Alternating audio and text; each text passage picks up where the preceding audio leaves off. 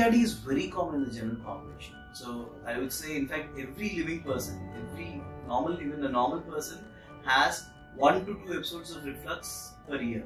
So let's say the things which precede having a very deep fried, oily, fatty meal, an episode of binge eating, like skipping your breakfast, having breakfast, skipping your lunch, and then having your dinner. So when you eat a lot of food, this valve mechanism fails, and everyone can have 1 to 2 episodes of reflux per year.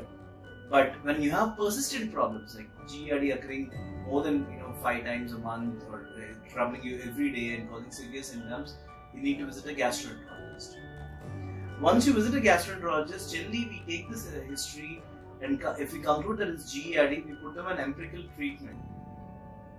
And in patients who don't respond to the treatment, or who have only partial response to the treatment, or in whom after treatment stops the symptoms come back, in those patients we do tests. The traditional test that is done in patients with GERD is an upper GI endoscopy.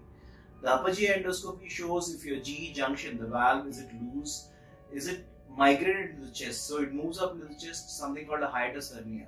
So we find that out on endoscopy. We find out if there's evidence of injury to the esophagus. We call it esophagitis. So evidence of ulcers or redness in the esophagus, which occurs because of the acid and the bile coming up into the esophagus. So we look for esophagitis on endoscopy, we look for hiatus hernia on endoscopy, and also we look for complications. Sometimes persistent GERD can lead to something called Barrett's esophagus, which can predispose to cancer. So we look for Barrett's esophagus. Sometimes persistent reflux can lead to ulcers which cause bleeding. It can lead to narrowing of the esophagus, which we call as peptic strictures. So we look for all this on endoscopy.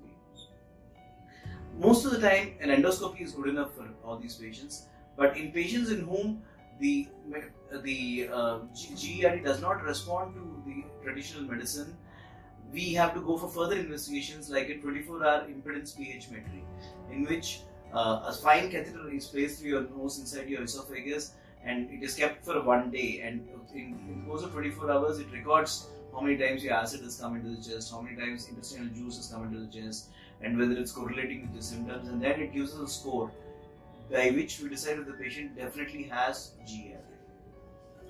Other tests which we do in patients with GERD, sometimes when we're planning definitive treatment, is tests like barium swallow and esophageal manometry, which looks at the motility and the muscle contraction of the esophagus.